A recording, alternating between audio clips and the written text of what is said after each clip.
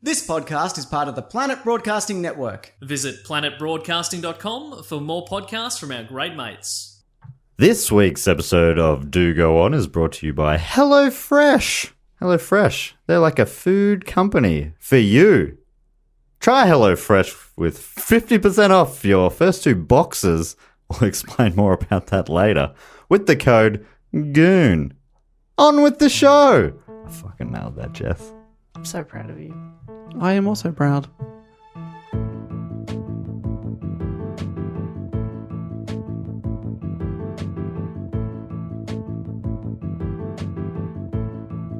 Hello and welcome to another episode of Do Go On. My name is Dave Warnicky, and as always, I'm joined by Matt Stewart and Jess Perkins. Or are we joined by you, David? As I said that, I felt like I was the host, like I'm joined tonight by... Yeah. Well, welcome to the Dave Warnicky Tonight Show, featuring Matt Stewart and Jess Perkins, special guests. That's your dream. You're Rove, and we're Peter Hellier and Corinne Grant. Oh, that'd be great. I'd be okay with that. I'd be fine with that. Yes. Okay, Which one can we am I? do that? You're Peter Hellier. Look at me. I'm Corinne Grant. Okay. Look at me. I'm Peter Hellier. Yeah. These are, of course, The famous. nicest man in showbiz. Is that true, Dave? It's Dave's boss as well. I do work with Pete Hellier, and he is a fantastic guy, both on and off screen. Very I funny. met him in Perth very briefly. He's a great guy. It just seems like a very nice man. I did a gig with him. This is going back quite a while. And it was me and 2 others who were fairly new, but fine. We were good. We did a good job. And then he was a headliner. But he could have just left after the show. It was just perfectly normal. But we were just sitting having a drink. And he sat down with us and we just had a really nice long chat. He's delightful. So lovely. All that comedy. Great guy. Anyway, that's okay. Welcome to the Peter Hellier Appreciation Show. Yeah, well, I've got a lot of nice things to say about him, so let's go. Tell him at work that we've done this. Tell him. I'll tell him to listen. Yes. For the first 90 seconds, and then he obviously can turn off. But he won't, because he'll stick around and have a drink with this episode. Because he's a good guy. That is absolutely right. Now, here we are for another week. It's always good to be here in the studio. So good to be here. Weather report, heating up slightly today. Yeah. So we'll get delirious about the hour mark. That's what's happening. Mm-hmm. Sorry. But we'll snap out of it. We will snap out of it. And another report is that the Melbourne Comedy Festival edges closer and closer, I should say. Ever closer. I can't believe that it's almost like time passes It's weird, isn't it? between episodes. It's fascinating. It's 1 week closer than last week. And it's at the end of March, which is the end of next month now. So very, very close. Very soon. We've sold a lot of tickets. We'd love to see you there on Saturdays at the European Beer Cafe at 4:30. Oh, man, it'd be so good to see you there. You, listener. I'm I speaking don't care to where you. in the world you are. Get on a goddamn plane. Get on it. And it's actually worth coming out to the Comedy Festival this year because it's not just us doing podcasts at the European Beer Cafe. You got the Little Dum Dum Club, Don't You Know Who I Am with Josh Earl. We've got the Weekly Planet are doing a pod that I'm sad to say at this stage it is sold out. They might do another one, who knows. You got the people from Sans Pants doing Plumbing the Death Star. All these great live pods in the one venue. It's bananas. It is absolutely bananas. Jess, can I just get you to spell bananas? B-A-N-A-N-A-S. Yes. Anyway, Matt. What's happening? I'm obviously phoning this episode in from Adelaide. I'm over there for the Adelaide Fringe at the moment. If you're in Adelaide, please come along and see my show. It's been going very well. How's Adelaide? How is it? Oh, it's great. Look at it. I mean, looking out the window. I'm on the beach, obviously, at Glenelg. You're looking out the window on the beach. Yep. You took a window with you? I took a window with me. I like to do you're that. kooky. Well, Glenelg's interesting because it's a palindrome, right? And whenever you're at a palindrome beach, you got to bring your own window. As opposed to a parallelogram. Yes. Which we very famously, well, Famously. in my mind, I think back and it's one of my lowest points in my life. It's one of my highest. So that's interesting. Well, there you go. I think you just need to change your attitude. You're the problem. Yeah, Oh, that's a good point. I hadn't seen it that way before, but yes, Dave is the problem. Yeah. So go see Matt's show if you're in Adelaide, or Dry go to Ginger Adelaide. Mail at the Producer's Bar. Yeah, come to Adelaide if you're anywhere in the world. Just fly over Go to here. Adelaide. It's I'm here for lovely. another City week. of Churches. And then I'm in Brisbane after that at the bloody big old powerhouse, which is a sick place for the Brisbane Comedy Festival. That's a venue, not just a house. And then after that, I'm also at the Melbourne International Comedy Festival at the Chinese Museum. All at each of these, I'm doing my show, Dry Ginger Mail, and you can find out more details at mattstewartcomedy.com/gigs. Gigs. Do you ever stop comedying? Never stop. always hustling. Real hustler. No, don't say that. You're a real playboy. There we go. Oh. Yeah, that's it. That was the bad connotation was the... What's that guy? Eddie Flintoff? No. Who's the hustler guy? There was a movie about him. He was played by the guy from Cheers. Woody Harrelson. Woody Harrelson. He's done other stuff since, hasn't he? Could have said the guy from that movie about the woman who wears the bird pin and has the bows and arrows. Okay. I think you should have stuck with Cheers. Hunger Games. Hunger That's what you're going Games. for. That's Gosh, I didn't even know it was Has in the that. bird pin and Yes. the boat. Well, you're not wrong, actually. Okay, well played. Are we done with plugs? Well, you can also come to my show at the Melbourne Comedy Festival, the Blind That's a go. Dating Show Spectacular. That So one you you could- should so really Mike, buy you- tickets early You because know, it that's my always question. sells out. My question was, are we finished with plugs? And you just started on plugs. So the answer is no. But Matt is right. You should buy tickets because it sells out because it's a fantastic show. But I'm in a much bigger room this year, so please come along. Monday nights. It's going to be a lot of fun. Different. Couple of different techniques there. Yeah. One going scarcity, getting quick. The other going Begging. desperation. It's called begging, yeah. Yeah. But see, Dave's just being humble. But he does it every year, and every year he sells out his show. And every year you can't get into his show. Like we try to go to support him and you can't can't get do in it. because it's sold out. And we were on the show. And I still couldn't get in. Couldn't get in. Wouldn't let you. They would not let you in. I was like, no, He you don't sold understand. the seats even on the stage. Yeah. would if I could. Would if I could. And you should just get headset mics and then the performers can sort of talk from anywhere. They can roam. That'd be fun. Dave, do that. I'll do that. Can I please have a headset mic? Oh, it'll be happening. You could hang some people from the ceiling. Oh. No. Jesus. Matthew, fucking Okay. hell. I was picturing chairs. Are these like bad? hammocks.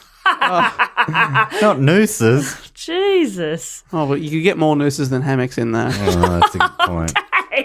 Well, I'm just thinking about the business side of things. Yeah, okay. It's not all about business. We can't hang people. I think it's all about business. All right, you're right. That was a test. It is all about business.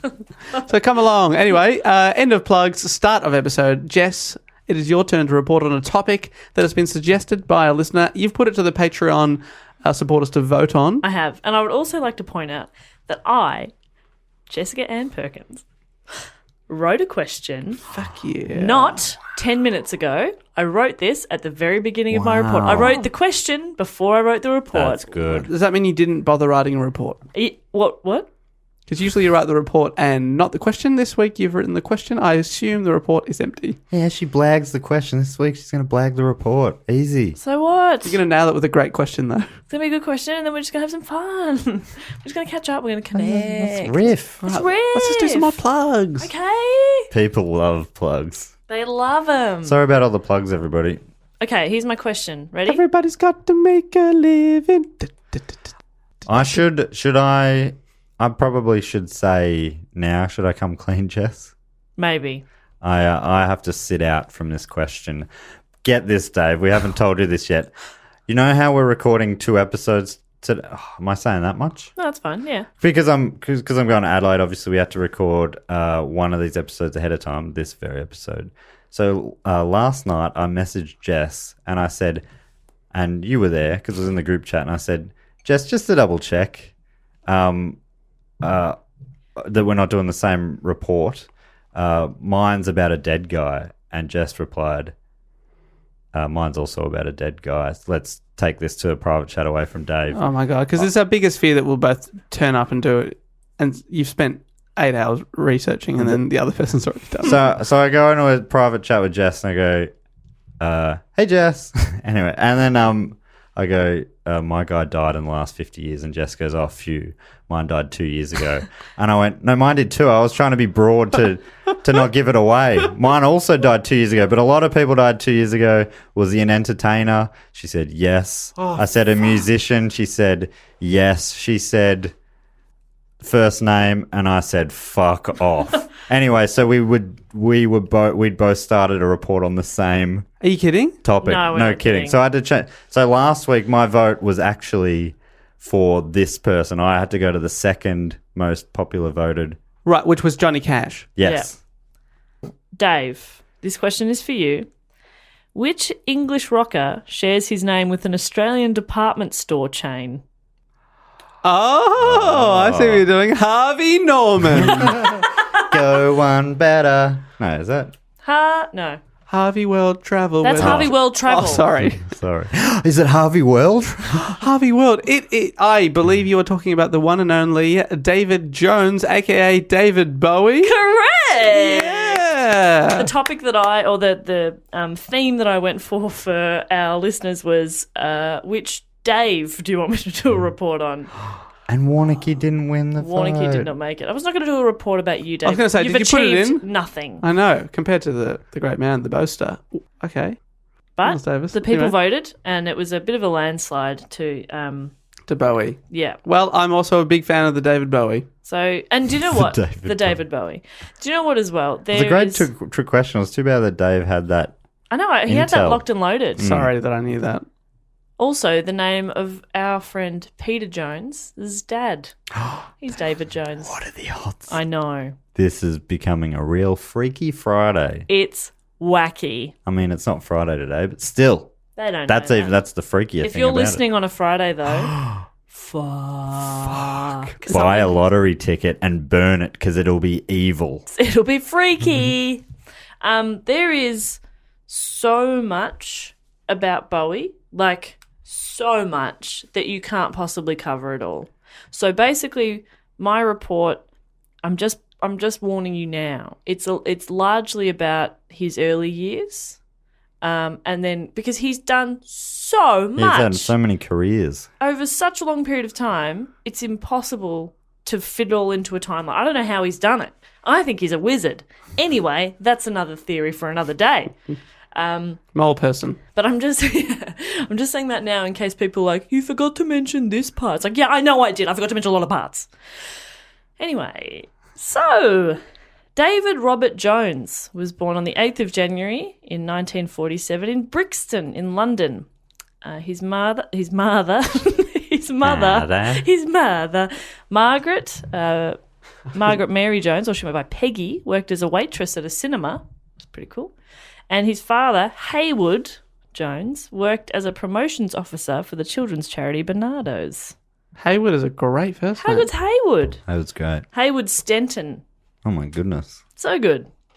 In 1953, Bowie, the Jones family moved to Bromley, and in a couple of years later, in 55, he started attending the Burnt Ash Junior School. Oh Burnt my Ash. God. It's a bit dramatic, isn't it? His singing voice was considered adequate by the school choir. Stop it. Adequate. Oh. Well, I suppose you still got in, I imagine, to the choir. Oh yeah, like he was still singing. He was fine. He wasn't. They always gush the English, don't they? God, they're just full of compliments. How was the concert? Adequate. But he did demonstrate above average abilities in playing the recorder. Above adequate. Yeah.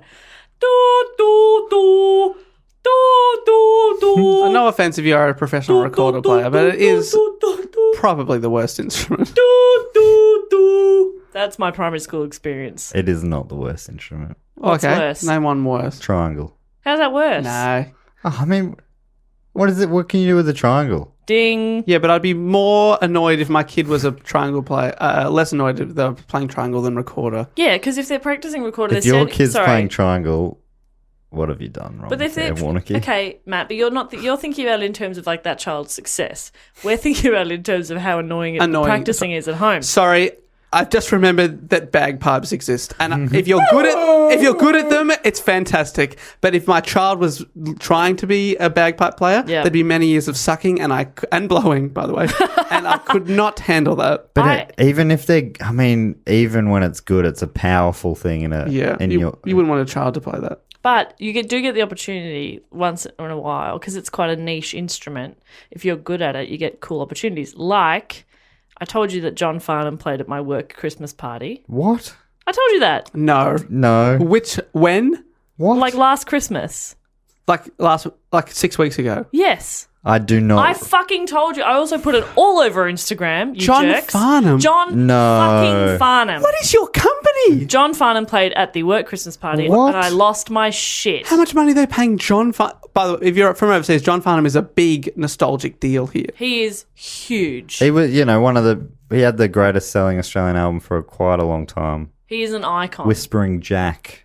He's an absolute icon. He's an absolute asshole. He's an icon. He came and played at our Christmas party. I lost my shit. It was amazing. And when he did the voice, a girl came out. Included a bagpiper. We got a fucking full backing band, John Farnham, and then somebody came out with the bagpipes and she played a little bit. We all lost our fucking minds. Was and he wearing a Dryzerbone? Wait, then she saluted John Farnham and walked off the Did stage. he salute back? It was incredible. Did he salute back? I assume so. Was If not- Darren Hinch? I touched his hand. You know, Darren Hinch was in the film clip No. playing an angry husband. Typical. I think he fisted the table, Oh, Right. okay. slammed the Fisted table with it. his fist. Okay. Okay. So, think that was how many it. songs did John play? Oh, quite a few. I was at Paul McCartney, which I mentioned not too long ago, and he played Mull of Kintyre. Fuck, had a stroke mid word there. And he during that song, a whole school piping band came out See, that's cool. Playing recorder? playing the recorder. Cute. And everyone left. So David Bowie played the recorder, and I mean, didn't he play went that to in one of primary his school. big?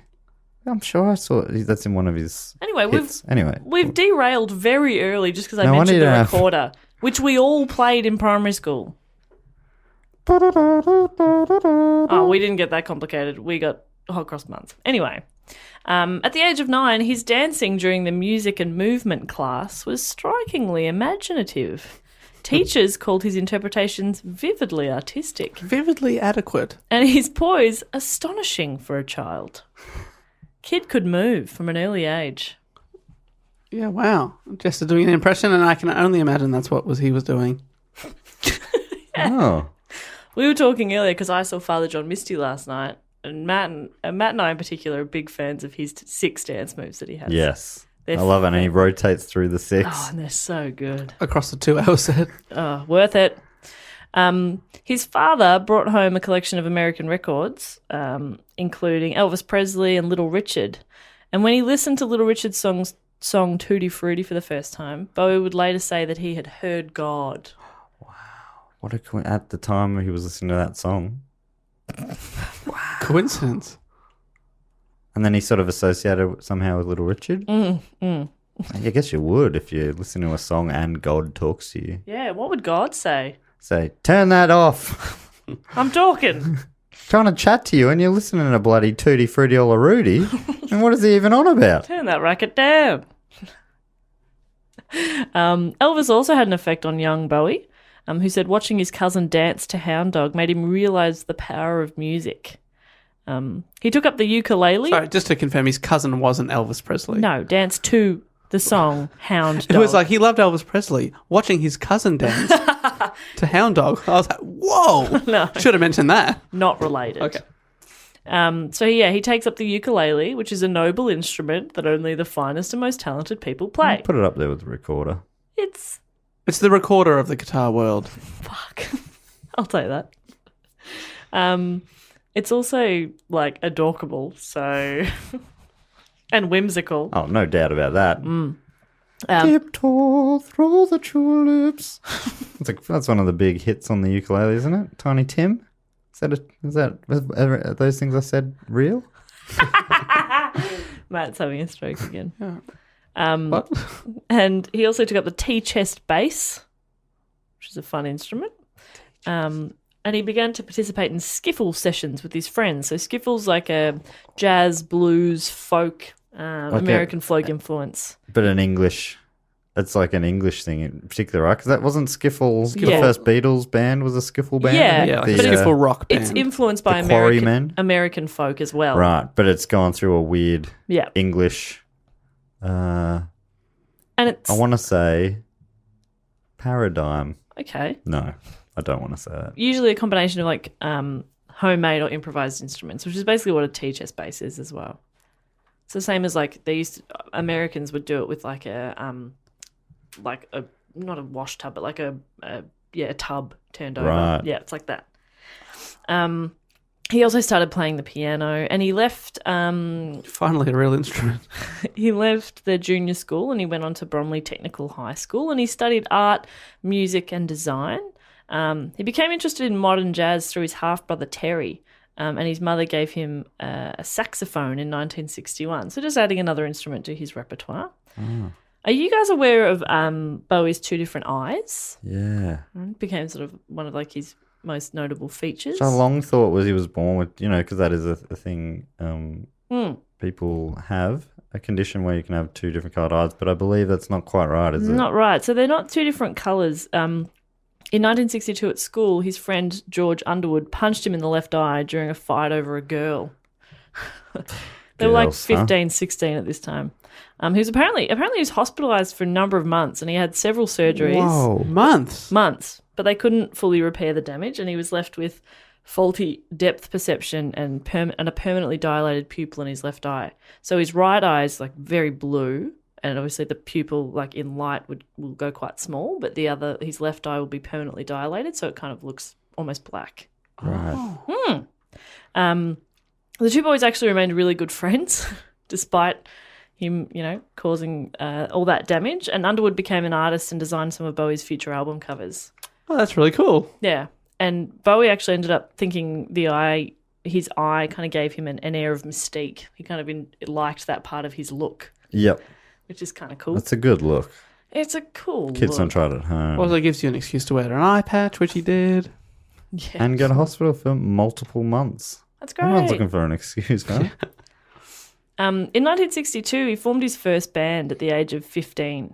They were called the Conrads, and they played local gatherings and weddings. He left the technical school the following year at the age of 16, and he informed his parents of his intention to become a pop star, which his mum was not keen on. Okay, David. All right. And apparently she arranged a job for him through a family friend kind of thing. She was like, oh, okay, you're going to be a pop star. And then went and got him a proper job. That's interesting. The difference between Johnny Cash, we talked about last week, and his mum scraping together dollars to get him singing lessons. Because she saw talent. Yeah, true. I don't know. I think there's probably something in every parent who just wants their kid to be okay. Yeah, that's right. It's like, oh, please just earn enough money to be okay. Just be okay. Yeah. But then after a couple of years, your parents get over that and learn to support your dream of the arts. And they say, okay, well, she's not going to do anything with that degree, and that's fine. We're fine with it. I mean, it's an art degree, so... So technically, she's kind of doing it. Hey? Right? She'll find her feet. Everyone's different. I mean, I guess that could happen. When did they come around? Was it when you're on the radio? It's probably when I had to move back home with them recently. That's probably when they've discovered that I'm really doing well. Is that when they're happy with you? Yeah. Someone they discovered you were a runaway financial success. Yeah, like, God, we're proud of this one. If only our eldest child with a stable career and a good skill set would follow from his little sister's the dreamer. footsteps. Yeah, she's our little dreamer. Oh, she's got a tattoo now. Fantastic. Well, she's talking to the youth nationally. When your brother came out and said, I'm going to be a builder, was your parents They cried. absolutely not. Yeah. Over my dead body, They said- you will be a singer. I said, what do you mean you're going to work really hard at an apprenticeship for 4 years? What do you mean? You're a disgrace to the name Perkins. What do you mean you're going to just use your hands and very practical skills and your logical mind? You're going to do the job that Jesus had. What do you mean you're going to build people homes? Michael, not in this house, which you also built. Did he actually? Yeah. So every morning you wake up and you look around. I now live again inside the house my brother built. Wait, so it's not your childhood home? Well, When did he build it? well, as in we bought, oh God, this is derailing. He was really gifted. They bought the house, they've demolished the back of it, and he's rebuilt the back. It blows my mind that humans can build houses. Feels like something They that can gods also would do. do podcasts. Well, and radio. as All I said- magicians. Jesus was a builder, as I said. He was a god. Okay, we've derailed. Let's get back on topic, if I may. Yeah. Okay. Do go on. So Bowie got frustrated with the other members of the Conrads because they weren't as ambitious as he was. They didn't have big dreams. So he left the band and joined a new one called the King Bees. Pretty good. Could have been called The Dreamers or something, but all right. His debut single was called Liza Jane. It was credited to Davy Jones and the King Bees. And it had no commercial success. And he quit the band less than a month later and joined another band, the Manish Boys. Oh, these are shocking names, They're David. not good names. Davy Jones and the King Bees. I'm okay with that. You like a da-da-da and the... Yeah, that's classic.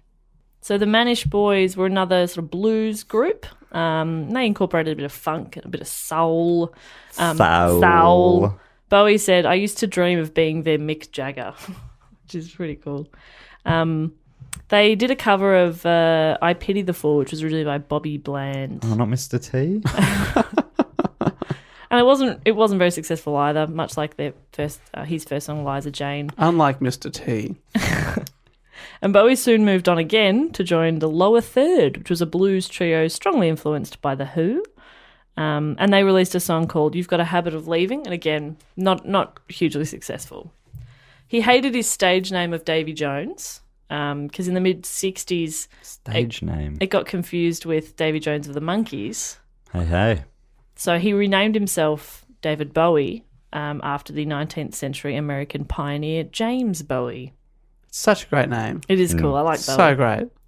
His single "The Laughing Gnome," which came out in 1967, used sped up and sort of high pitched vocals, and again, it also failed to chart. I can't believe that didn't chart. The laughing gnome.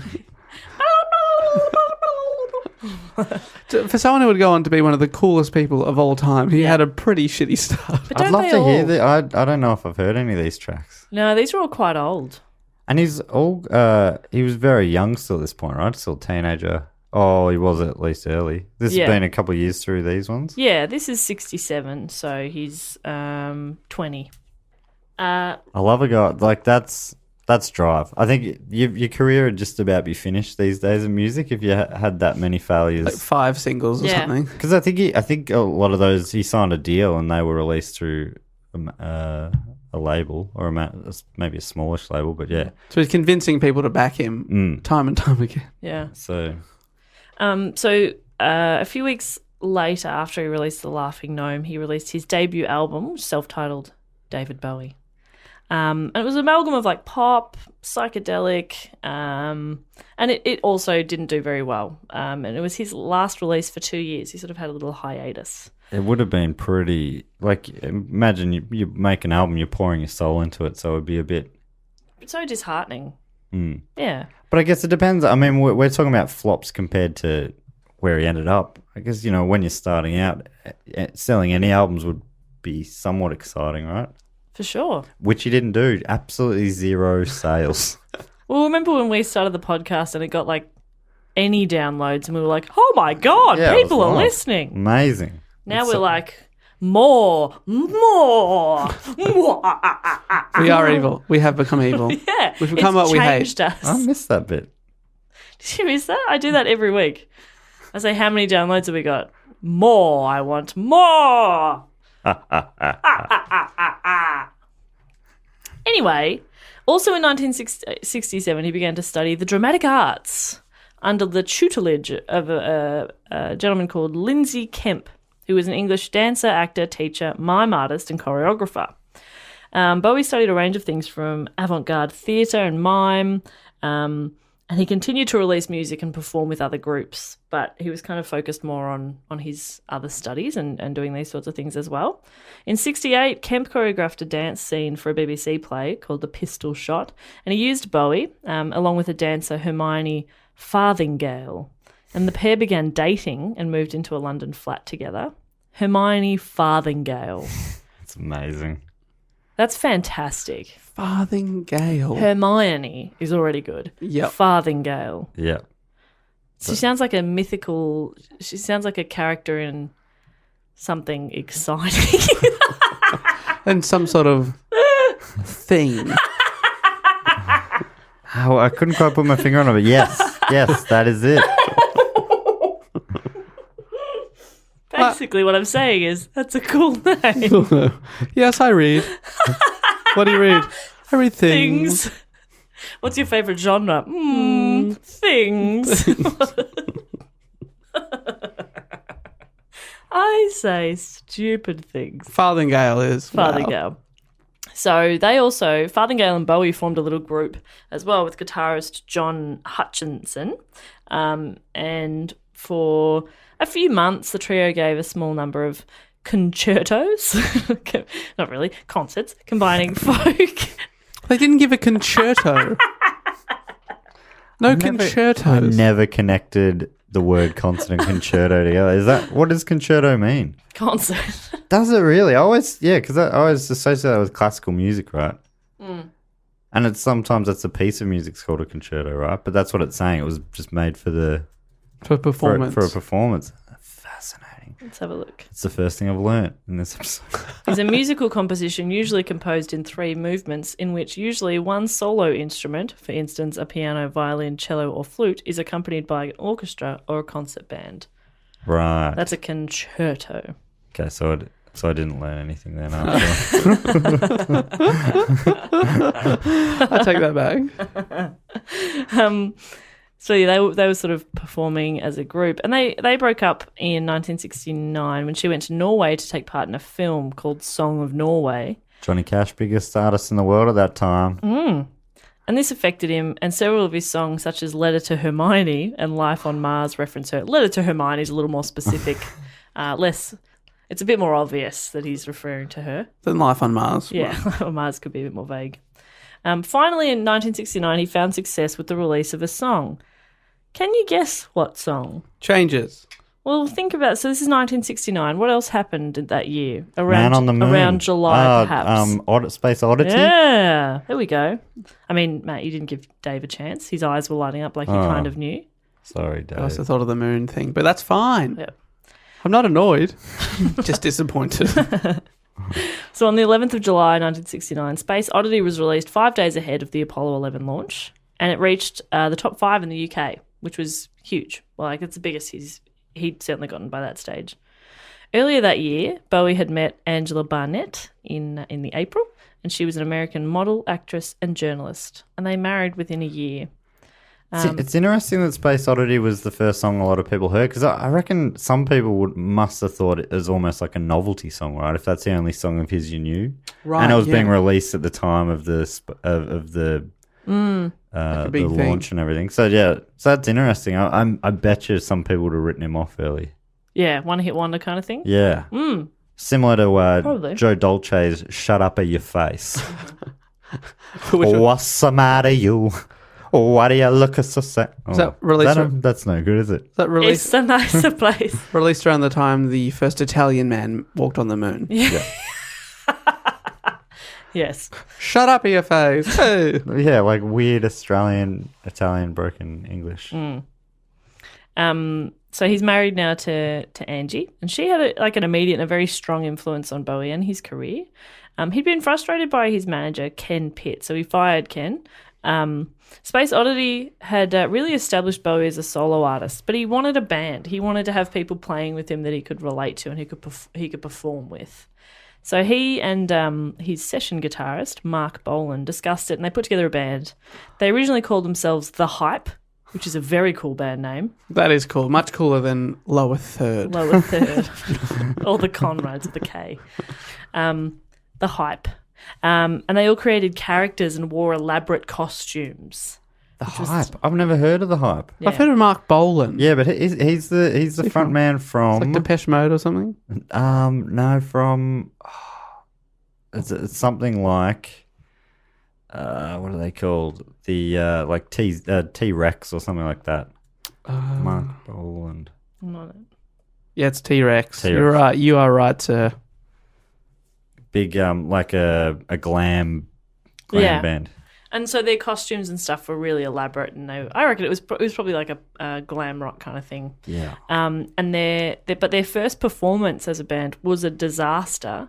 So they went back to presenting Bowie as a solo artist, and they were his backup band. Right. Oh, wow. They get one gig. One gig They was just did terrible. that slow walk from the front of the stage back to that. their position of the Then band. the crowd started to come around like, okay, now Yeah. something's changed here. I can't tell what, but I like it. Oh, it was like, just get behind the curtain. Guys, back behind the curtain. Guys, fuck off. Get the fuck off the stage, guys. Guys, please. The hype is real. The hype is not real. There was quite a fiery relationship in the band, and there was tension and fighting between Bowie and the drummer John Cambridge. Eventually, Cambridge quit and was replaced by another drummer called Mick Woodsmaney. Much better name. Woodmainsey. Fuck. I prefer the Spainsey. That sounds like someone making up a name on the spot. Yeah. Hi, I'm Mick Woodmainsey. Welcome, Mick. Lovely to meet you, Mick. Bowie's third album, The Man Who Sold the World, was released in 1970, and this album was heavier and more rock-influenced than the acoustic and folk sound of Space Oddity, and Mercury Record financed a coast-to-coast publicity tour across America. He took full advantage of his androgynous appearance, and the original cover for his album showed Bowie posing in a dress. He's kind of like lying across a lounge in this really elaborate dress. And he took the dress with him on tour and wore it to press interviews. The press loved it. The public were very mixed. Because keep in mind, this is like 1970. America, conservative in parts. Yeah. If it's coast to coast, Yeah. imagine going through some pretty conservative areas. And apparently one guy on the street one day pulled a gun on Bowie and said, "Kiss my ass." Oh. Seems like a weird thing to say. And Bowie's response? I'm not sure. But, you know. Pulled out a bigger gun and said, "No, you kiss my ass." Yeah, that's how you get him. You call that a threat to kiss my ass? This is a threat to kiss my ass. So his music started doing well and his family's growing too. In May of 1971, David and Angie welcomed their first child, Duncan. I assume it's Zoe. Duncan Oh, yeah. Zoe Hayward Jones. Zoe Bowie. Zoe Bowie's the... Yeah. But it kind of looks like it could be Zowie. Zoe Bowie. Duncan Zoe Hayward Jones. This tour also led Bowie to the inspiration for his character of Ziggy Stardust. Dressed in a striking costume, his hair dyed reddish brown, Bowie launched his Ziggy Stardust stage show with the Spiders from Mars, which was the backup band, at the Toby Jug pub on the 10th of Feb in 1972. Ziggy was a huge success. Bowie spent the next 6 months touring the UK, and the show launched him to stardom. The Rise and Fall of Ziggy Stardust and the Spiders from Mars, it's a lengthy title, but it's good, was released in 1972, and it was Bowie's fifth studio album.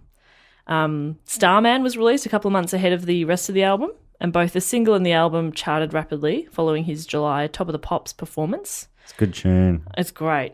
So good. And the album actually remained in the charts for 2 years, which is crazy. That's such a long time. Got a bloody, it's sort of like that Shania Twain album all over again. They say lightning doesn't strike twice, but it does. Once for Shania and then David Bowie. Yeah. And when I think David Bowie, I think Shania Twain. Shania, yeah. You know, just equal playing fields. Now, the Ziggy Stardust character was a melding of the personality of Iggy Pop and the music of Lou Reed. They were kind of the two main inspirations for Ziggy Stardust. And after the success of his album, Bowie got to work with both of these artists who inspired this persona, which is kind of cool. He sang backing vocals on Lou Reed's 1972 Transformer. I'm pretty sure I've heard Iggy say that seeing Lou Reed and made him realise that he could be a musician. Yeah, wow. Like he saw him and goes, "Wow, you don't have to be a great singer to be a singer." I'm sure I've heard him say that in an interview. It's amazing. I always really like hearing about all these incredibly famous people knowing each other from starting together. Obviously, Yeah. like Johnny Cash and Elvis gigged together. Wild. Yeah, when It's that- insane. Yeah, But then just you're like, starting out. I know both of those names, but there was probably 20 other acts who performed with them at the same time as well, but obviously didn't reach the level of fame that we now still remember them. Yep. But it's just so cool. Very cool. Love a scene. Do you think that with comedy? Do you ever think which one of us is going to make it? I mean, I'm going to. Which one of you guys is also going to make it? Oh. I mean, is neither an option? Yeah, I'd say neither. Wait. Oh, as in you two? Yeah. Oh, okay. Yeah. We've already established. Yeah. That I'm the star. Yeah. I'm the star. Yeah, of course. I'm the Ziggy. Yeah. Where does the hype We're in your shadow? Yeah, we tried to come out and then you said, "Get the fuck back." And we said, "All right." It was for your own good. Jess, look, if I could just interrupt you for one moment. I would love you to. Uno momento. Of course. Por favor. All right. Oh, sorry. I wasn't listening. I was just speaking very bad Spanish. I said yes. I would like to just remind our listeners, Jess, that this episode of Do Go On is brought to them by our good friends and new sponsors, HelloFresh. HelloFresh. They're a company that sends a box of fresh food to your door with all the ingredients you need and a few different recipes. Yeah, great recipes, tailor-made so you don't waste any of the food in there. It's just enough food to make those meals. And we've all tried it. You guys got sent a veggie box because you're vegetarians? I had a fajita. I made a quesadilla. Oh, that's what I meant. Oh, okay. Quesadilla. Fuck. I got a classic box, so I got meat in mine, and I've made... I can't believe this. Because it's step-by-step and actually instructional, for someone like me who doesn't usually cook, it's actually really good. Really good, because you just have to follow the steps. It is very easy. And you were still supervised, weren't you? Please tell me. Yes, I'm not allowed near open flames. Oh, thank God. Classic box, you can get the vegetarian option as well, Dave. Yeah, that's right. And I want to stop you right there. well, I just want to tell you about my Korean tacos. Can I? Oh, if you may. Euphemism? Yeah. I don't know what it would be for. No, I made some... what I'm trying to say is I made some Korean beef tacos, and I'm just pretty proud of them. Yeah, right. great. And it tasted really good. Good, Dave. Yeah, stop banging on about it. We get it. We're very proud. So if you're a... You can also get a family box, Dave. Do you know that? You'd have to have a family, though, around. Burn. No, I just mean you don't live with your family. Burn. Dave? Sorry. Is this a bone of contention with you? Yeah, I've been kicked out. Burn. And in the UK only, you can also get the Rapid box for fast meals. Oh. Do you know about that? You Rapid. wouldn't because you're not in the UK. Not in the UK. I just got the slow one. Slow box. But a lot of our listeners are. There's something for everyone here, whether you're a meat lover, vegetarian, busy parent, aspiring cook. They've got recipes for every single taste. Even morons like Dave can do I it. know. Honestly, that's the best selling point I can give you is that I could do it. I can do it. It's a flexible subscription, and if you would like to give it a crack, our friends at HelloFresh will give you that opportunity to try your first 2 boxes for 50% off. So that's basically 2 for 1. Are you putting friendship onto them, or have they said that officially? Look, Because I don't want you to be the one jumping into a friendship again, Dave, when it's not going to be reciprocated. Don't be clingy. Play it cool. Hold back. Well, they sent me boxes. Isn't that the sign of friendship? True. Yeah, I guess. Not when normally you don't pay for friendship like this, though, Dave. Oh, okay. Sorry, mate. Well, I thought they were paying me with food. Well, yeah, that's true. That's give and take, like any good friendship. It is good. It is give and take. Thank you so much, HelloFresh. And so if you would like to get the 50% off your 2 boxes, just use the code GOON, GOON. Which is an Australian invention. Boxed wine. Invented in South Australia in the 19-somethings. Wow, we're almost learning. That was close to a fact there. Just check out HelloFresh.com. You just type in the word GOON for 50% off your 2 boxes. Sorry for the interruption, Jess. Please do go on. Thank or you. do GOON. So he did backing vocals for Lou Reed, and then he co-produced and mixed an album for the Stooges alongside Iggy Pop. So he's working with both of these people that inspired his sort of persona, which is really cool. His own album, Aladdin Sane, topped the UK chart, his first #1 album. And his love of acting led his total immersion in the characters he created for his music. This is a quote from him. He says, "Off stage, I'm a robot. On stage, I achieve emotion. It's probably why I prefer dressing up as Ziggy to being David." Wow. Don't know how to feel about that. He kind of struggled to separate himself from Ziggy. He said that he felt like Ziggy wouldn't leave him alone for many years. He said, "My whole personality was affected. It became very dangerous. I really did have doubts about my sanity." Which is kind of crazy. After breaking up the Spiders from Mars, Bowie attempted to move on from his Ziggy persona. And he moved to the US in 1974 and he settled down in LA. The same year, he released his album Diamond Dogs. It went to #1 in the UK and he set out on his Diamond Dogs tour of the US. It was quite a show. It had a high-budget stage production and special effects, and a guy called Alan Yentob filmed the tour and produced a documentary called Cracked Actor, which is fun to say. I mean, you could have called it Diamond Dog. Or Crackter. Oh, that's better. That's why you're going to make it. Yep. moved back in with my parents. The doco shows a sickly and pale Bowie. The tour actually coincided with his heavy cocaine use, which later led to his addiction. And he had severe physical issues, paranoia, emotional problems. He took a little break in Philadelphia, and in 1975 he released Young Americans. There's a very different sound to his previous work, and initially it kind of divided his UK fans. Bowie himself referred to it as plastic soul. Have you heard that term used? Plastic soul? It's like the Beatles album Rubber Soul is sort of a similar idea. Yeah. Sort of like white soul, basically. Yeah. Bit fake. White people trying to do soul music. Inauthentic soul. Inauthentic is the perfect word, yeah. So it's not real. It's not seen by soul fans as real soul music. But he didn't describe it that way until later, did he? Or was it? Yeah, I think it was later. Yeah, looking at the time, he it wasn't his believed in intention. it. Yeah. That he was just sort of, trying to create that type of music. But it was. I really like some of the Yeah. songs on that album. Yeah, Young Americans are a great track. And other people did too. Like, it just initially people were just like, nah, different. Young Americans gave Bowie his first US number one. Right. And Fame, which was co-written with John Lennon, who also did some backing vocals. And Lennon called Bowie's work great, but it's just rock and roll with lipstick on. Which is, I'm not sure how to feel about that.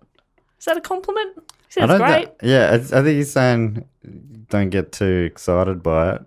But it's like, yeah, I mean, it is like he's talking it down to just lipstick, but it was a whole lot of, it was like he created whole worlds of fashion and stuff. Totally. Oh, yeah, he was a huge influence, for sure.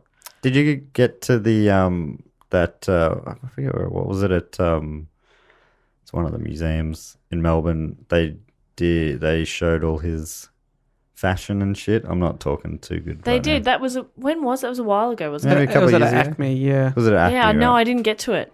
It's really good. Yeah, it would have been. I was picturing it at somewhere else. Anyway, Cool. it's a good story, but yeah, it was great. It was a cool expedition. Pretty amazing. Expedition. Oh, an expedition to see the exhibition. Exhibition. Yeah, I caught a train there.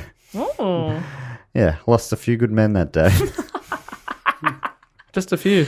Yeah. I went over the top. Mm-hmm. Bowie was one of the first white artists to appear on the US variety show Soul Train, and he performed 2 songs, Fame as well as Golden Years, and both were mimed. Fun little fact for you. Golden Years, famously covered by Marilyn Manson. That's the first version of it I heard. Golden Years, golden wah wah wah. It's like just. So right, whose that's the version Bowie. was that's that? the Bowie version. All right. That's the thing. I was mean, like, that I know didn't- the song. That didn't but, sound like either, really. Yeah. But hey, that's okay. Oh, that was what you were saying. Yeah. He's having a Sorry. little stab I at am you. so- Just a little quip. little Whip. whip. Whippy. Just a little whip. Oh, ow! You just Yeah. whipped me. It hurts. Ow. Whip. Whip it good. Station to Station was released in 1976. It was produced by Bowie with Harry Maslin, and it introduced a new Bowie persona, the Thin White Duke. You know the Thin White Oh, Duke? yeah. This is the description of the Thin White Duke. It says, sporting well-groomed blonde hair and wearing a simple and impeccably stylish cabaret-style wardrobe consisting of a white shirt, black trousers, and a waistcoat. The Duke was a hollow man who sang songs of romance with an agonised intensity while feeling nothing. Ice masquerading as fire. That's good. The persona had been described as a mad aristocrat, an amoral zombie, and an emotionless Aryan Superman. Oh my god! I mean, they're all good descriptions. Yeah, wow. Put them all together and what have you got? I mean, I'd put that on my posters for a comedy festival show. Faux show. Thin White Duke. Thin White Duke's good, isn't it? That's good. It was also kind of a particularly rough time for him personally. He had overdosed on cocaine several times. He was very unwell. He'd made positive comments about Hitler and fascism and later blamed a lot of Really? it on the Thin White Duke character and also the drugs. It's kind of like it was all taken out of context. And yeah, I've never heard that. I know. Dave, can you relate to that at all? Just out of context? Being taken out of context, yes. And also several cocaine overdoses. Dave, we said we wouldn't talk about that on the pod. Well, it's my overdose and I'll talk about it if I want. You're right. I'm sorry. Thank you. Sorry to shame you. He moved to Switzerland in 1976, purchasing a chalet in the hills to the north of Lake Geneva. Just a chalet. Sounds lovely. Yeah, because they talk about now there's no money in music, and still there's multimillionaires from music. But back then, the people at the top of music would have been fucking loaded, I guess. Incredible. Well, he purchased a fucking chalet Although in Switzerland. it did depend, because there were times in England where they just got taxed hard, right? Like in the Beatles, didn't they get taxed like 90% or something at one point? Gosh, that seems pretty That high. seems high. Yeah. But it was a lot. But anyway, in this new environment, in his chalet, his cocaine use decreased and he found time for other pursuits outside his musical career. He devoted more time to his painting and produced a number of postmodernist pieces. He was quite a talented painter too. God damn it. He can do everything. He can literally do fucking everything. It's so annoying. When I can't do one thing. Give me one. One thing. Do you want to paint? We'll give you that. No. We'll give Yeah, that to you. yeah, you want painting or? No, I can't paint. It's just Tori, you can stick talk figures. into a microphone. Okay, can I do that? Yeah, I mean, you're doing it right now. That's how easy it It's is. happening.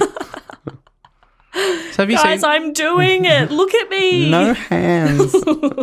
I'm literally holding the microphone. Normally it's no hands. Anyway, the album Low in 1977 moved away from narration in Bowie's songwriting to a more abstract musical form. I like this part, in which lyrics were sporadic and optional. I love that for some reason. Put some in if you want. Yeah.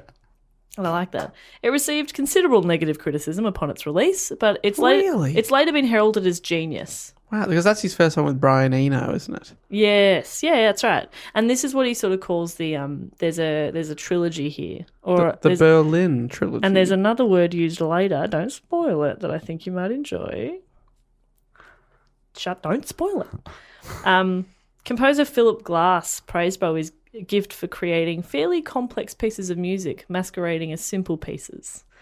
Again, great compliment. Fairly complex, adequate to the ears. Heroes was released in 1977 and incorporated pop and rock to a greater extent. And Bowie was joined by guitarist Robert Fripp, another good name. After completing Low and Heroes, he spent much of 1978 on a world tour, bringing the music of the first two albums in the Berlin trilogy. King Crimson. Sorry. That's Robert Fripp's band. Couldn't think of it. You went blank for a second. That's what you're thinking of. So this tour sort of brought the music of the first two albums to almost 1 million people during 70 concerts in 12 countries. Wow. Isn't that crazy? Good average crowd size. And he'd kind of broken his drug addiction here as well, and he was feeling better. He's performing a lot better. The final album, in what Bowie called his triptych. Yes. Yes. There it is. Harking back to that first ever episode. So good. Bloody love a triptych. All those years ago. And the third album was Lodger, and it was released in 1979. Lodger that. It was a mixture of new wave and world music. And there was quite experimental. So, for example, Boys Keep Swimming entailed band members swapping instruments. Move On used the chords from Bowie's early composition All the Young Dudes, played backwards. And Red Money took the backing tracks from Sister Midnight, a piece previously composed with Iggy Pop. So they were kind of like really playing with music and mixing it around a bit. I like them swapping instruments. That seems fun. Yeah. To me, they sing a chorus and then they throw their instrument to the next person. Just imagining that it's like a little like musical chairs station. I don't see anything wrong with that. Yeah, it's almost like they just stopped respecting their listeners and just like, fuck it, who cares? We'll just release any old crap. People are buying it. People are buying it. I'm David Bowie, motherfucker. I don't know. I don't play this instrument. Let me have a crack at it. Could we start a band? Dave, you can play bass. I can. I can kind of play the keys and a ukulele. I'll get a recorder. I mean, yes, it's a bit unfortunate that Dave took the bass, the one thing that I'm adequate at. But Sorry. Can you do anything else, Dave? I can also play guitar. Yeah. Damn, what about drums? We need a drummer. You can play guitar?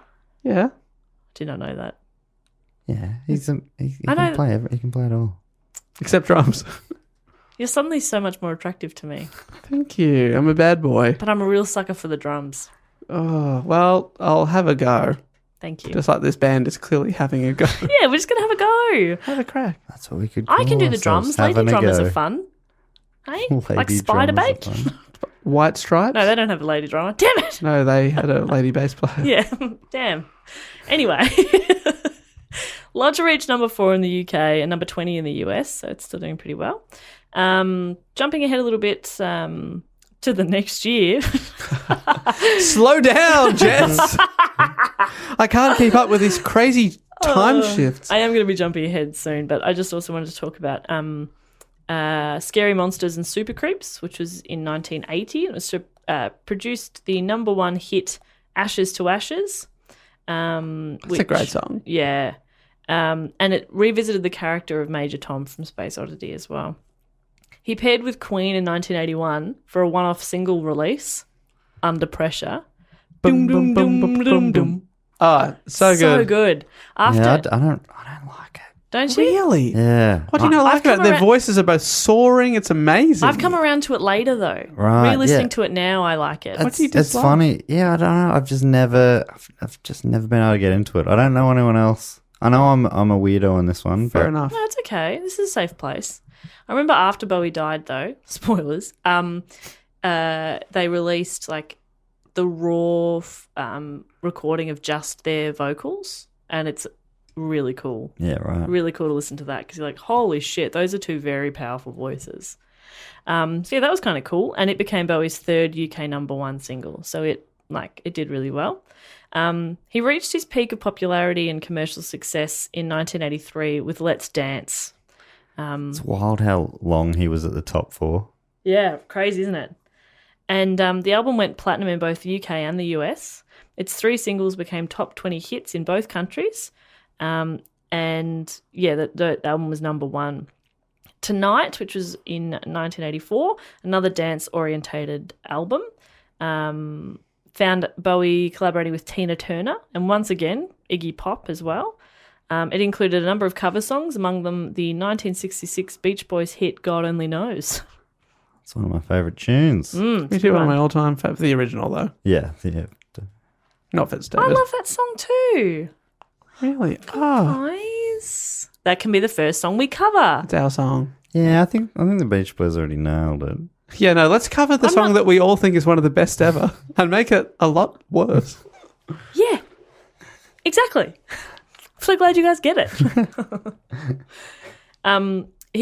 Bowie shelved his solo career in 1989 and he retreated to the relative anonymity of band membership for the first time since the 70s. So he's like, no, I'm going to be part of a big group now.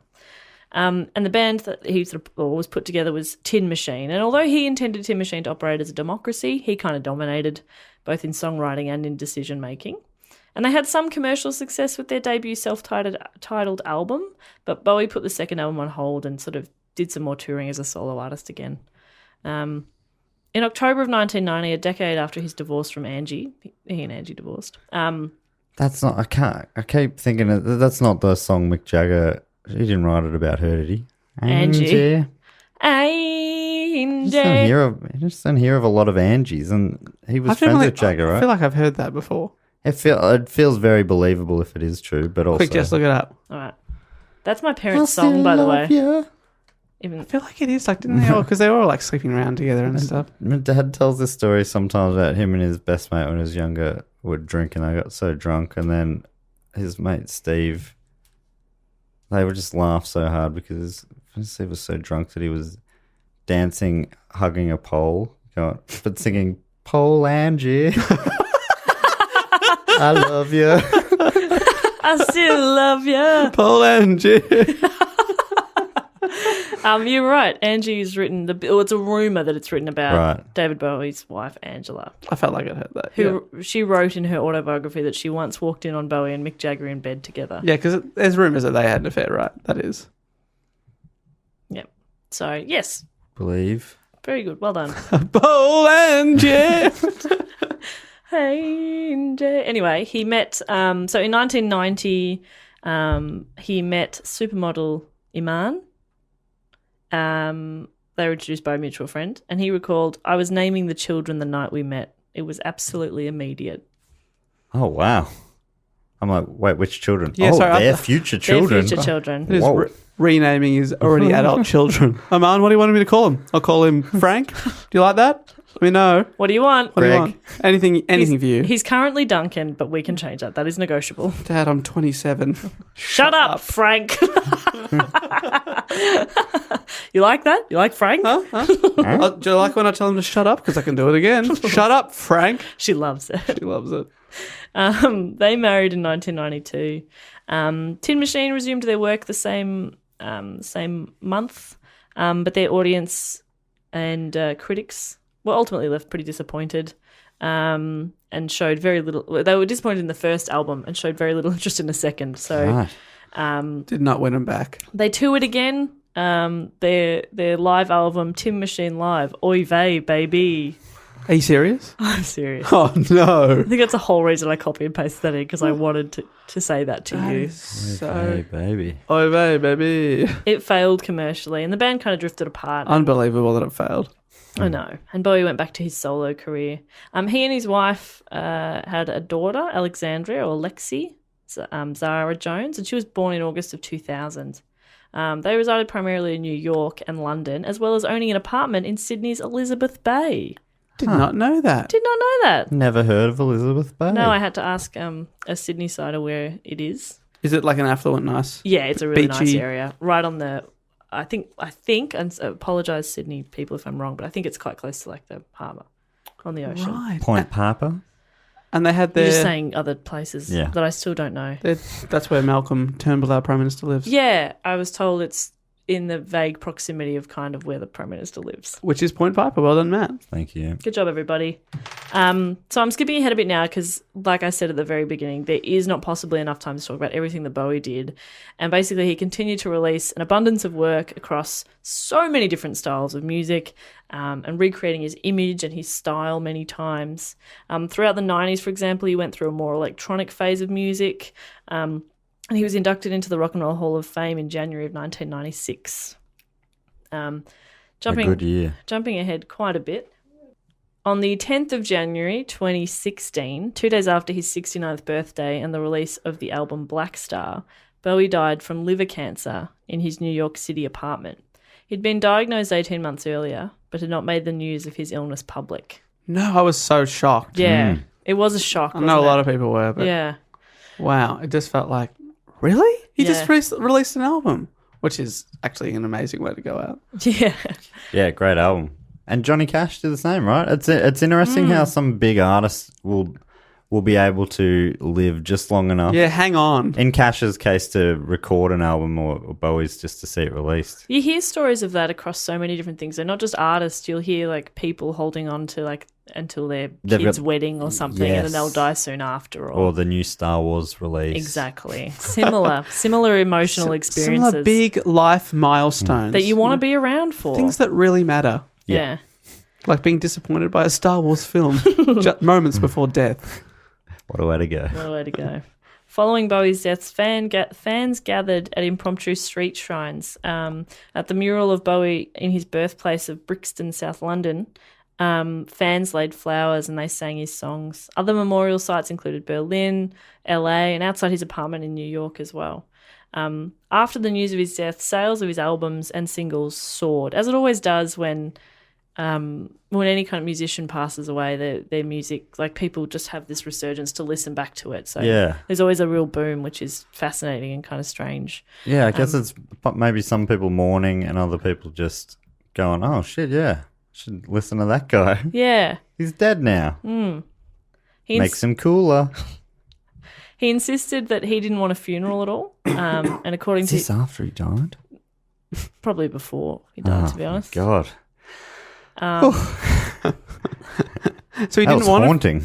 he didn't want a funeral. No funeral. Did they have one? Didn't No. want to fast. No, and according to his death certificate, he was cremated in New Jersey a couple of days after he passed away Ashes on the to 12th. ashes. Fun to funky. I want to talk a tiny bit about his legacy as well, and then a fun fact at the end. Keep in mind as well, I've only talked about the first few decades of his music career. He was also in films from 1968. People are going to be pissed off if you don't go into the labyrinth. We watched it in primary school and I hated it. We watched it in primary school and I loved it. Interesting. It was 20 years apart, the two experiences. 120. Anyway. Your version of The Labyrinth was written inside the labyrinth. Yeah. So I've only touched on part of his music career. I haven't even gone into his acting career or anything else. I'm glad about you him. mentioned his painting, though. Yeah, a bit of painting in there too. Bit of But it's just- dancing. but I just mean like it's amazing that I've talked for an hour about this person and I've covered one small facet of their life. That's you didn't amazing. talk about his hit cover with Jagger of Dancing in the Street, which they did for charity. And they made a film clip like in half a day. They just shot Just did it. just dancing around. Have you seen Oh, it? I've seen the clip. Have you seen the video of it where they've taken out the music and it's just them breathing? Which I think someone's dubbed over them breathing, but it's fucking so funny. And sort of just like the shoes shuffling and stuff. I'll find it and post it. It's so funny. That's so good. So for Bowie's 1969 commercial breakthrough, the song Space Oddity won him an Ivor Novello Special Award for Originality. That's a cool award. I feel like other one-hit wonders you were talking about, Matt, probably would get that kind of respect later on if they went on to make other songs. Yeah. It wasn't just the Macarena or the Ketchup song. Which is fun, but not worthy of heaps of not, awards. not timeless. Also, if you don't do anything apart from that, people are like, well, that was your mumbo number Are five. you telling me that there was never an Lou award Bega. given to the thong song? That dong, da dong, dong, dong. Tiesto, is that him? No, that was... Oh, what was his name? What's that guy? I'm on it. It starts with S. Cisco. Cisco, that's what I'm thinking of. Cisco, and Tiesto's the DJ. He won 6 Grammy Awards and 4 Brit Awards, winning Best British Male Artist twice, the award for Outstanding Contribution to Music in 1996, and the Brits Icon Award for his lasting impact on British culture, which was given after his death in 2016. It's kind of funny. I, for some reason, expect him to win way more Grammys and Brit Awards, but... Anyway. He declined the royal honour of the Commander of the Order of the British in 2000. Doesn't And like he- to and- sail ships. And he turned down a knighthood in 2003. They're going to make him Sir David Bowie. He's like, nah. Thanks. I'm good, thanks. I But, just think it's so rock and roll. yeah. The Telegraph in 2016 estimated Bowie's total worldwide sales at 140 million records. In the United Kingdom, he was awarded 9 platinums, 11 gold, and 8 silver albums. And in the US, 5 platinum and 9 gold. That's a lot of... That's a lot. In 2016, Rolling Stone proclaimed Bowie the greatest rock star ever. Wow. And I want to just finish on this fun fact. And I know I'm usually the judge of if they're fun or not, but here is my fun fact. Okay, I hope it's fun. In September of 1998, Bowie launched an internet service provider, BowieNet, developed in conjunction with Robert Goodale and Ron Roy. Subscribers to the dial-up service were offered exclusive content, as well as a BowieNet email address and internet access. The service was closed by 2006. Imagine if your email was like jessperkins@bowienet.com. Oh, That's cool. I mean, it could have been just Bowie.net. Could have been. I just didn't get it. At bowienet.net.com. And that is my brief overview of an amazing career. The first few decades of a career of David Bowie. That is pretty cool. Thank you. Thank you. Matt, did you have anything in there that you wanted to add? I'm trying to think now. It's so hard to capture. Because since I abandoned that report, I went so deep into Johnny Cash that I course. just can't. Can't remember anything about David Bowie. Yeah, I imagine you probably were across a lot of the things. I did find a website. Said what did David Bowie do at your age? And you put in your age, and it tells you what. Oh, can you do our ages? Yes, We all right. won't reveal Matt's age, of course. That'd be offensive. So our age, David. To time. Yeah, He moonwalked long before Michael Jackson on the Diamond Dog tour, and there's a video. He's bloody moonwalking. Oh man, he invented the fucking moonwalk. What a did he? guy. What did he do at? I'm putting in your age, but I'm not going to reveal what it is. He created the hit Under Pressure in collaboration with Yeah, Queen. he had a very good year, my birth year. But That's obviously you had to change the 16 to a 19 Yeah, because to make that birth year work. Exactly. But that's cool. I think people... It's fun. Yeah, that is cool. I don't think my age is really a deep, dark secret. I am 3,000 years old Exactly. today. Oh, wow. Happy birthday! You old bastard. You old bastard. Hey, let's thank some people. Or should we say, I'm sure a lot of people suggested David Oh, Bowie. yeah, of course. Sorry, I meant to say that at the very start. Who were those cool people? This topic was suggested by Zoe Jones, who maybe is a long-distance relative of... Wow, Zoe Bowie. Zoe Jones. So she Zoe got the Jones. surname and her first name rhymes with Bowie. And she spells it Z-O-E-Y, which I love. And Sally Pritchard as well. Thank you, Zoe and Sally. Yeah, the thanks two, very that's much. interesting. I Well know, I done. would have thought there would be more, but I searched through both hats. Maybe I didn't. I don't know. I try. There's going to be someone. There's definitely. I'm looking now while we... Oh, fuck. I'll just... Zoe is at Zoe effin Yeah, that Jones. was it. That's great. That was it, just those two. I did check. Back yourself, Jess. Okay. Thank you to those guys, Sally and Zoe, for suggesting David Bowie as a topic. Great one. And if you want to suggest another great topic, of course, you can do so at any time via our suggestion hat, Jack the Hat McVitie. There is a link to follow in the description of this episode. You click the link, you fill out your details, and then you tell us, you give us the topic, and you tell us why you think it would make a great topic. So that's always fun to read those. Do it. Please. Oh, there we go. And if you want us to keep supporting the show or start supporting the show, you can go to patreon.com/dogoonpod. It's always very nice. I have an idea of what we can do for the Patreon listeners today. Oh, very, very good. Now, if you want us to read out your name, you can, or get bonus episodes, you just sign up to our show, give us a little bit per month, and we will love you. I'm looking. We'll go with your one. My idea was what kind of dog? So diamond dog. Oh, fuck, that's good. No, that's, All right, hang on. That's your pitch. Dave, you get to choose. Okay, great. So, okay, if we go with Matt's, we give them a type of dog. Okay. sounds good. When you But can I jump in before your one? Because yours is probably going to be the best. Oh, my God. You have an idea too. We say what kind of thin white thing they are. That leads terribly. The thin white dog. I was going to really say good. we name their backing band. Oh yeah, very good. The hype. Like the Hype or the Spiders from Mars or... Or Yes. the dogs. The dogs. So what do you want to go with? Backing band, type of dog, thin white something.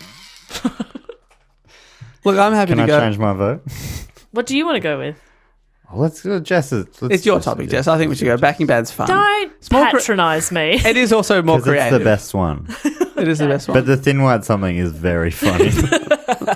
You are a thin white worm. Gross. Yeah, nearly everything would be no good. Oh, ugh. Thin white dick. Thin white stool. Oh, yuck. Oh. All right, let's do it then. Who wants to kick it off? I'd love to thank, from California, in Monterey Park, Jacob Gyron, or Gyron. Jacob and the gyrators. Oh, yeah, Yeah. perfect. Jacob and Perfect. the gyrators. Jacob Gyron and the gyrating. Gyron, son. Gyron. That's great, Dave. Do gyron. To do gyron, run. The do gyron. Jacob Gyron. Thank Jacob you. What do you reckon? Giron. Giron? Yeah, it could be Giron. Giron. Jacob Giron.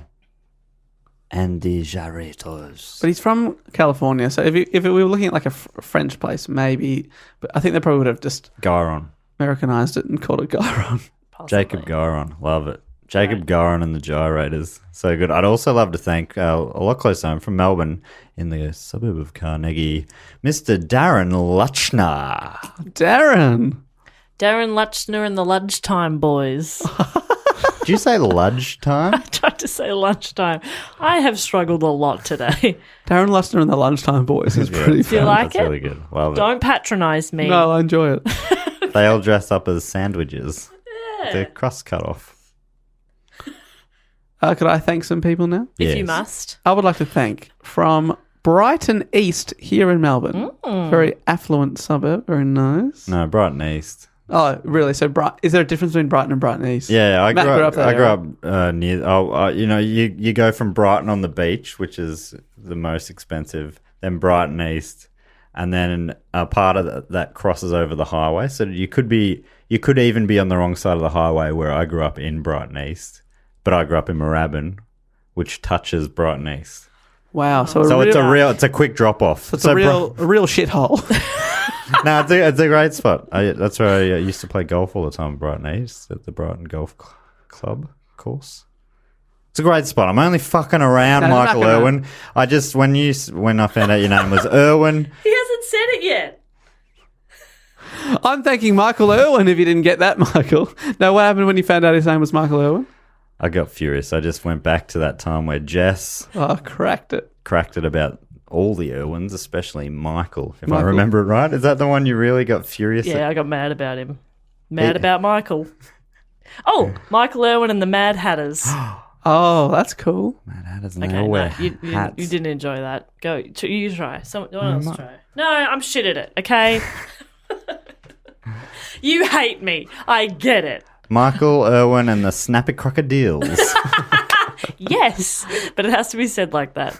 Snappy crocodiles. Crocodiles. And then people would read the post and be like, snappy crocodiles. No! No. Oh, It's crocodiles. snappy crocodiles. Crocodiles. And they dress as crocodiles in tuxedos. I love it. I love it. Who else you got, Dave? I would like to thank from our capital territory, the Australian capital territory, a person who is, I believe, frequently, I recognise their profile picture here, frequently in contact on Twitter, which we always enjoy, Laura Cotterill. Laura Cotterill.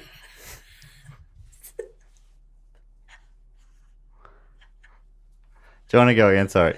What happened? He's Sorry. editing the doc. I had it spelt Lorna, and then I'm like, must be Lauren. Let's change it to Lauren, and then I went, double check that. Well, it's Laura. Luckily, I'm reading from So here. yeah, like it would have been changing multiple Sorry. times before your eyes. So But I could see it changing and it was funny. All right, gotcha. Sorry. I would like to thank from our Australian capital territory a frequent tweeter, which we always appreciate, Laura Cotterill. Laura Cotterill Laura and Cotterill. the cordial Laura Cotterill and the cold and flu medications. I believe Laura is a student of some type. I remember seeing on her profile before. Possibly a writing student. Am I right, Laura? Possibly not. So the cough medication. Or Laura Cotterill and the studious Kiddlywinks. I love it. I love it too. I love it. It's almost as good as lower third. That good. That good. Lower third is that is one of the worst things I've ever heard of. Or the best. They're always on that fine line. Anyway, thank you so much, Laura. We appreciate your support. I would like to thank a couple of people as well, if that's cool with you guys. That'd be so good. Another one who's a frequent tweeter and emailer as well, from Rowville. Now, I'm definitely going to get the surname wrong here, but I'm going to give it my very best shot. I would like to thank Jackie Bonifin. Bonifin. That's what I always read it as. She's given us a topic. One of our episodes was based on Jackie's suggestion. Maybe was it the Christmas time mysteries? Maybe even. Maybe. Jackie and I have had a couple of email chats. What about Jackie Bonifin and the benevolent Banoffee pies? Yes. Benevolent Banoffee pies. Do you like it? Jackie Bonifin and the benevolent Banoffee pies. Love it. That's Rolls made off me the so tongue. hungry. Banoffee bun, so it's all alliteration. Oh, Banoffee bun. Tism wrote a song about Rowville. It was called 14 Years in Rowville. And the chorus went, I sentence you to 14 years in Rowville. That's about right. That's funny. Get worse for murder these days. You get worse What? for murder. Probably a good thing. You get worse than 14 years in I said Rowville. less for murder. I feel like I heard more. You get worse. No, you get worse for murder. And that scale is correct. That's fine. And I'd also like to thank, because we have a lot of, like a real run of Australians there and like 3 Victorians in there, which is very cool. But across the seas, I would like to thank from Glasgow, Josh Carson. Josh Carson and the talk show hosts. Okay. Johnny Carson. Joshy Carson. Joshy Carson on the Talk show host. I love it. That's great. That's cool. There you go. Well, thank you, Josh. Thanks And Jackie, Laura, Michael, Darren, and Jacob. Thank you. Let us know when you hit number 1 on any chart in the world, even if it's Belgium or something. I'd still be impressed. Slightly. Really? Kind of. Number 1 in Belgium. Okay. Get worse for murder. Nice try. And thanks to everyone that supports the show through Patreon. You really do make a difference in our lives. Pause for reflection. And you can get in contact at any time at dogoonpod@gmail.com. As I said, suggest a topic through the link, which is in the description of this episode, and at dogoonpod for all the social medias. It's always great to hear from you. Not long now till those comedy festival shows, so please do come down. And Matt is touring the country, so go say hey. Because just like... Habe? just say hey. Honestly, we'll now know if you heard this episode, if Matt is in Adelaide and someone comes up to him and just says, Habe. Yeah, but he'll also forget, and then he'll be like, did you just say Habe? And then I'll have to be like, yeah, from that episode where you said come up and say Habe. It'll be very confusing and awkward. Just go up and say hello like a normal person. I really want you to back this one. Habe. Matt, remember Habe. All right, I'll do my best to remember I'll look like an Habe. idiot if you don't get this. Oh, my God. And I'll write it on my hand. Habe. Habe. It ain't me, Habe. No, it ain't me. Habe. Ain't me you're looking for, Habe.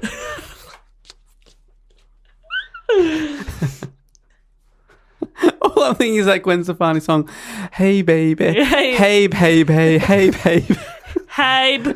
Habe, Habe, Habe, Habe, Habe, Habe. That's great. Girls say, Habe, Habe, Habe. We've had a good time this week. We've had some laughs. And thank you to David Bowie for being the coolest man ever so we can talk about you on the show. You were a legend. We'll be back next week with another episode, but until then, get in contact, give us a review, do all the fun stuff, but until then, I will say goodbye! Laters. This podcast is part of the Planet Broadcasting Network. Visit planetbroadcasting.com for more podcasts from our great mates. It's not optional, you have to do it. We used to go easy on it, but now you have to. Yeah. Yeah.